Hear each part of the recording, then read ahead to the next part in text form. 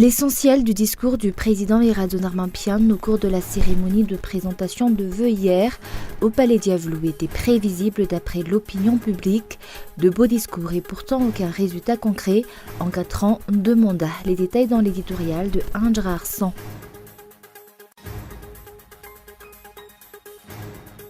Le cyclone tropical Ava perd peu à peu en puissance d'après les informations reçues du service météorologique. Il génère actuellement un vent moyen de 65 km/h avec des rafales allant à 90 km/h.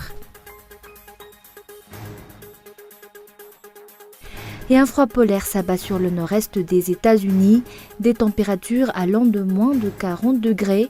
Tempêtes et températures glaciales paralysent le pays.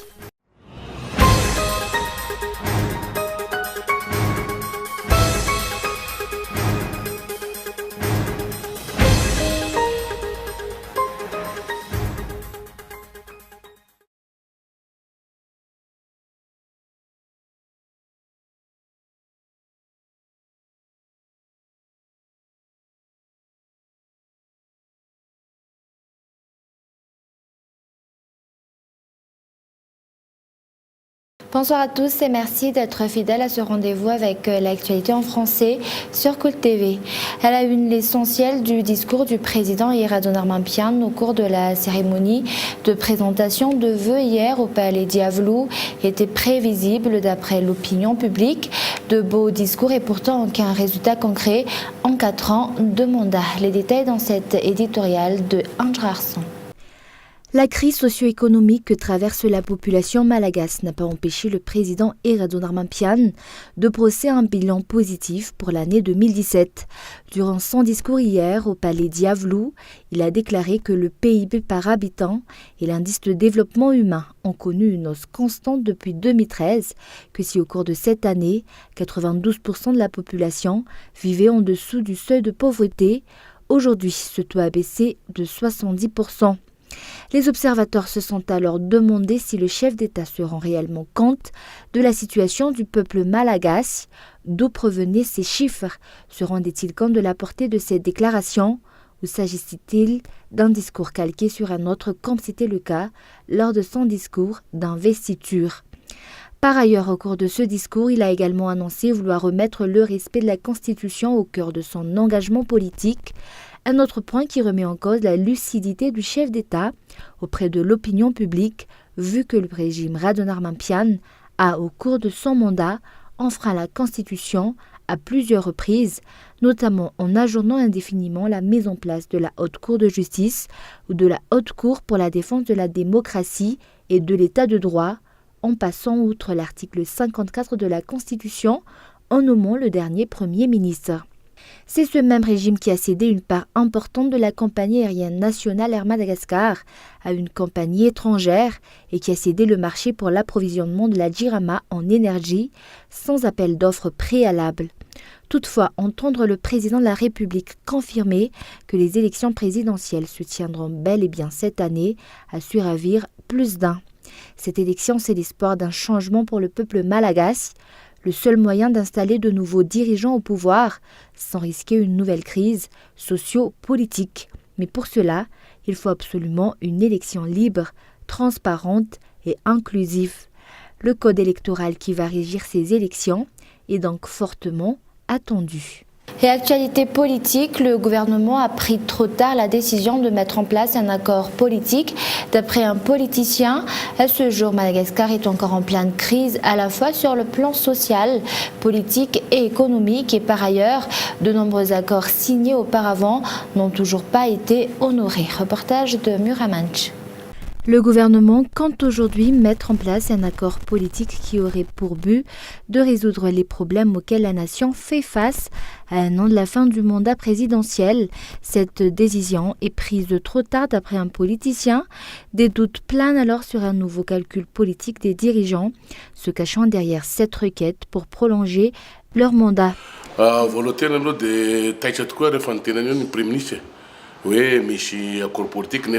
J'ai été étonné de la déclaration du Premier ministre concernant la mise en place d'un accord politique, une décision prise tardivement, La FFKM a déjà proposé de mettre en place un accord politique au CCI-VAT, mais à l'époque, le gouvernement a refusé.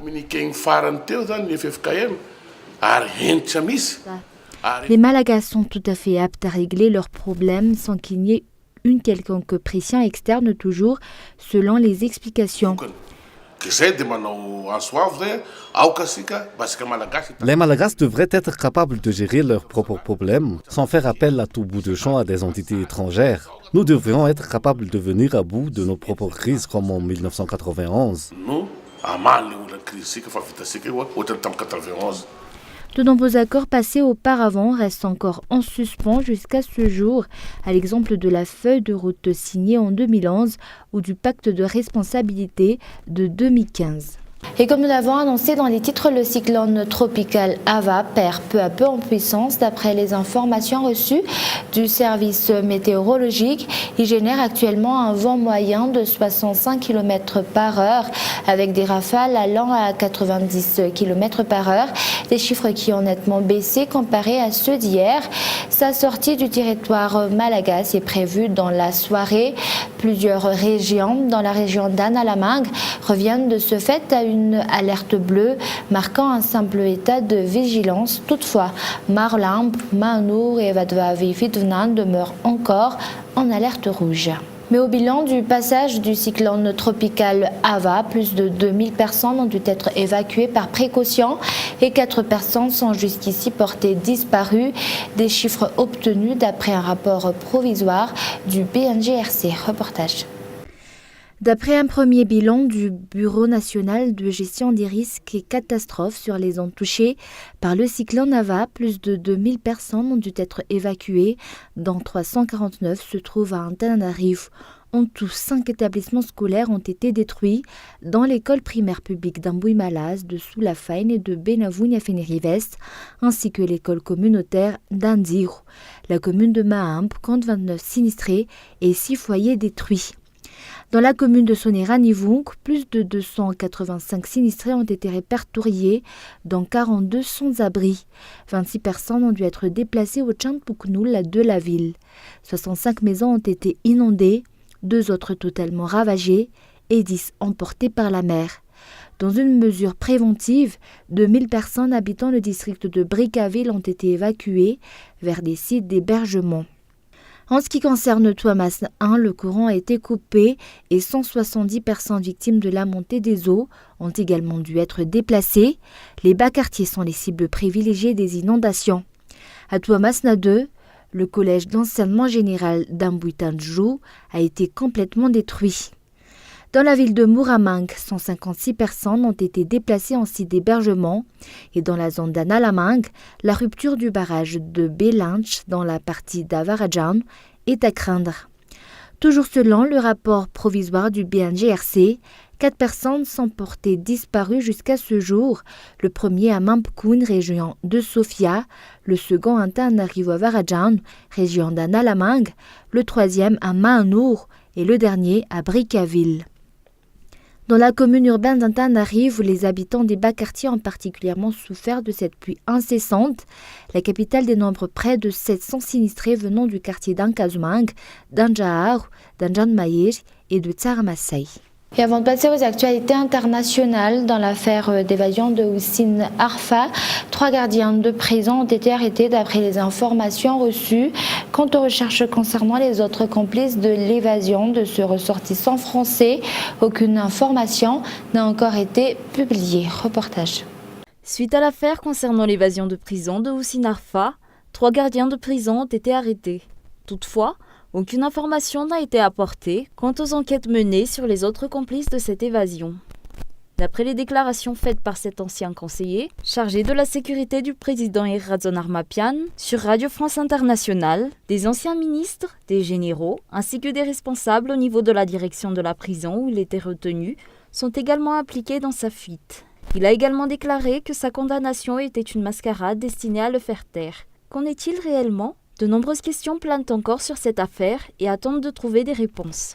Et place maintenant aux actualités internationales. La rencontre Erdogan-Macron à Paris.